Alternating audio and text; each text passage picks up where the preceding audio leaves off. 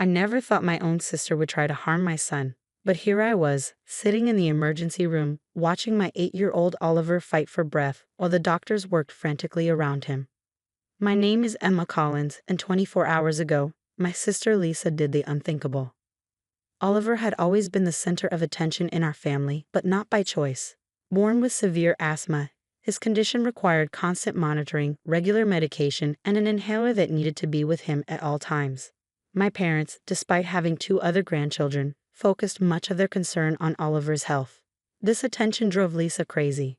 "He's faking it for attention," she'd often muttered during family gatherings. "Just like you did when we were kids." I never faked anything as a child, but Lisa had convinced herself that my childhood allergies were just ploys for our parents' attention. Now she projected that same belief onto my son. Yesterday morning started normally. I dropped Oliver at school, his inhaler safely tucked in his backpack where he could easily reach it. He knew the routine: 1 puff if he felt short of breath, call mom if it got worse. At lunch, I received a video message from Lisa. My heart stopped when I opened it.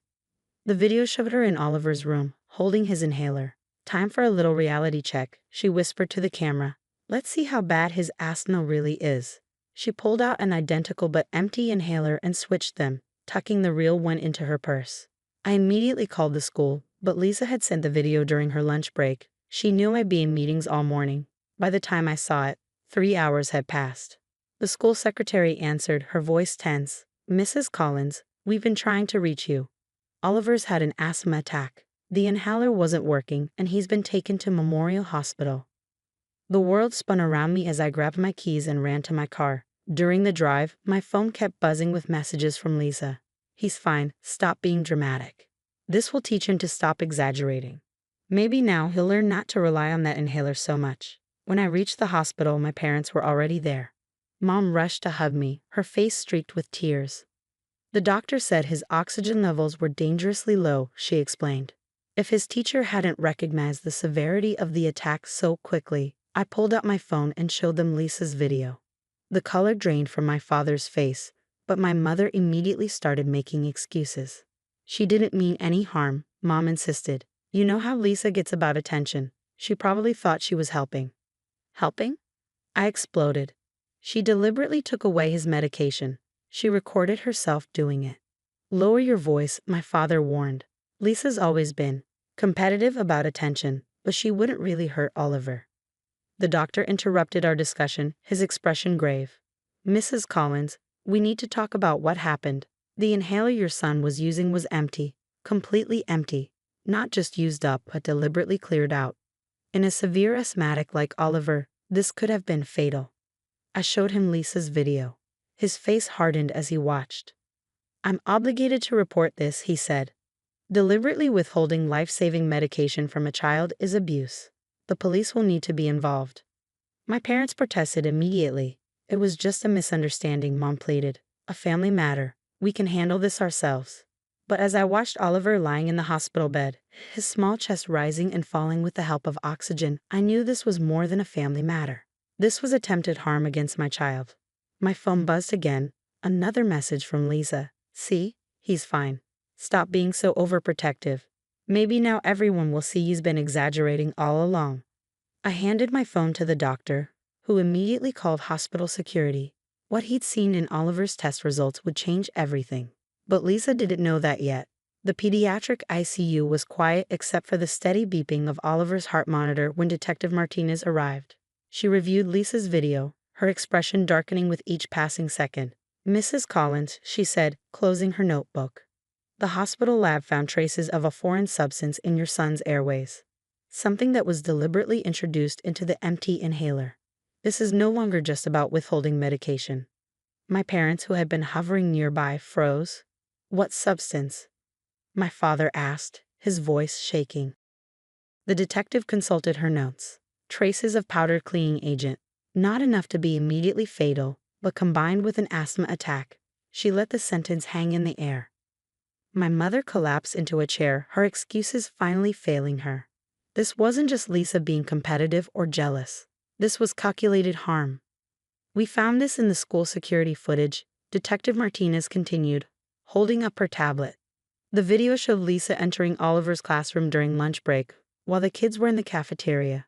She went straight to his backpack, switched the inhalers, and then, most chillingly, sprinkled something into the empty one before replacing it. "I've already sent officers to your sister's house," the detective informed me. "Given the evidence of premeditation and the dangerous substance involved, we're treating this as attempted assault of a minor." My phone lit up with a call from Lisa. Detective Martinez nodded, gesturing for me to answer and put it on speaker. "Emma, tell them to leave me alone." Lisa's voice was shrill. "Those cops are at my house. This is ridiculous. It was just a lesson." "A lesson?" I felt my voice shake. "You put cleaning powder in his inhaler, Lisa." There was a moment of silence. "Just a tiny bit," she finally said, her tone defensive. "Not enough to really hurt him. I just wanted to make him feel something when he used it, so he'd stop relying on it so much. Stop stealing everyone's attention with his attacks."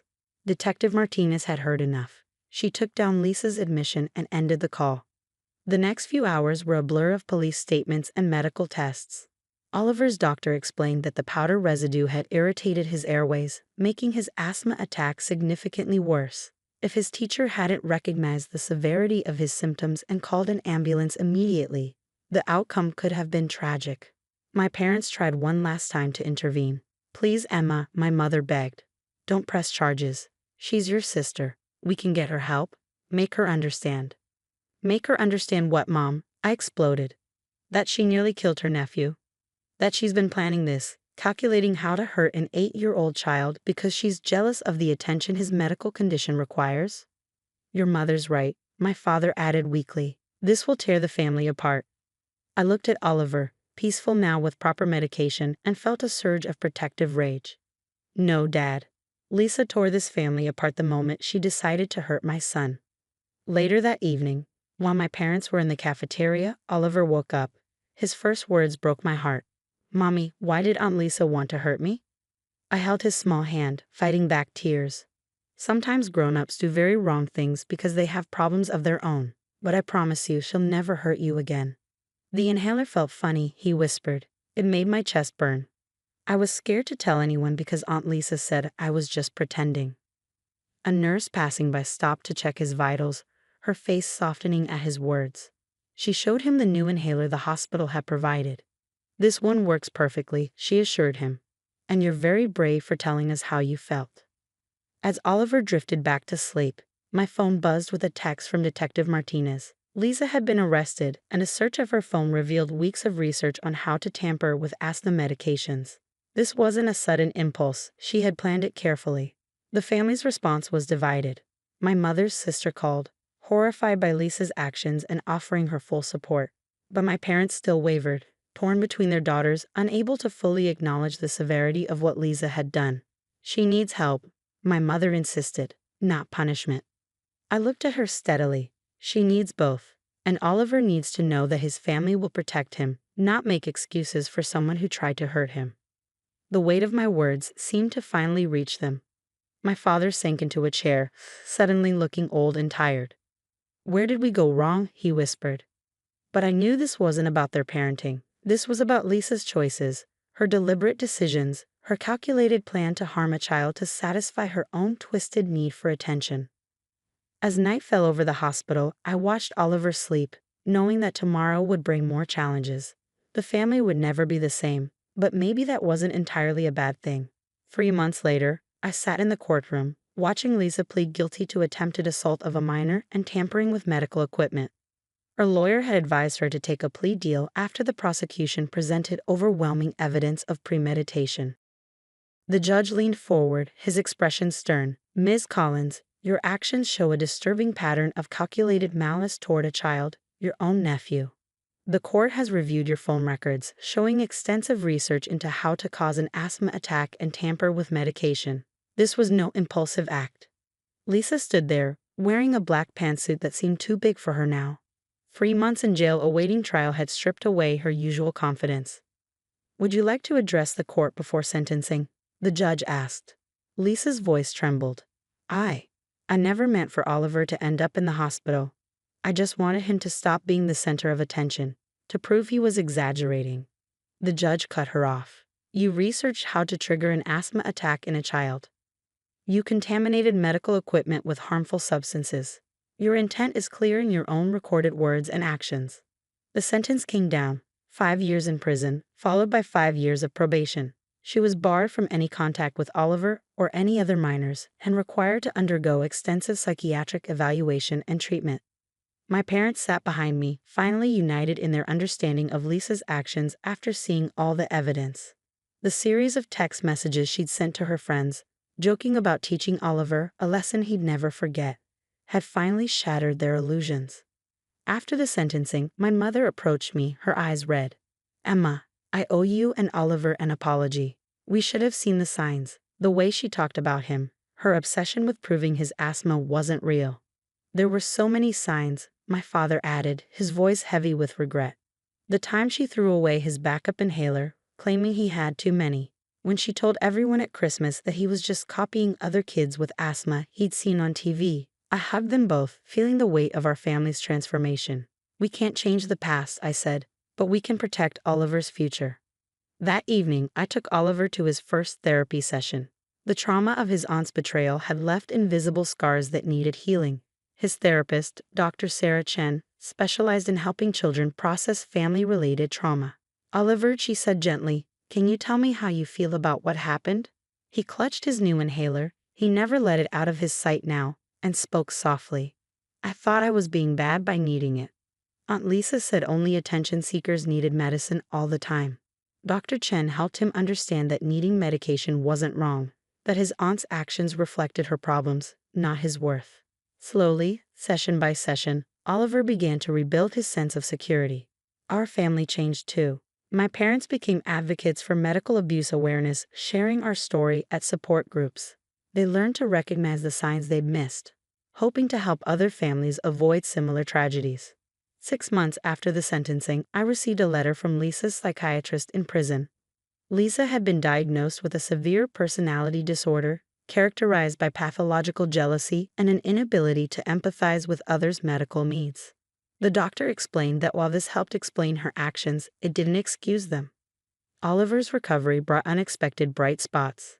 His story inspired his school to implement new medical safety protocols.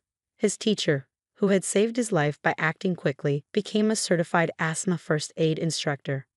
During Oliver's 9th birthday party, surrounded by friends and supportive family members, he did something that brought tears to my eyes. He stood up and said, "I want to be a doctor when I grow up. I want to help kids like me and make sure nobody tells them they're faking." My parents embraced him, their grandson who had taught them all about courage and truth. The party cake read, "Our brave hero." Not because he had asthma, but because he had helped expose a truth that might protect other children. As for Lisa, she sends monthly letters from prison to our parents, but I've returned each one she's tried to send to us. Some bridges, once burned, can't be rebuilt.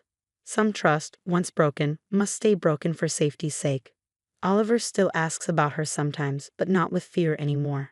"I feel sad for Aunt Lisa," he told his therapist recently. "She must have been really sick in her head to want to hurt me. But I'm not sick in my head. I just have asthma, and that's okay." Out of our family's darkest moment came unexpected light, stronger medical safeguards, deeper understanding, and a little boy's dream of helping others. Sometimes the worst betrayals lead to the most important transformations.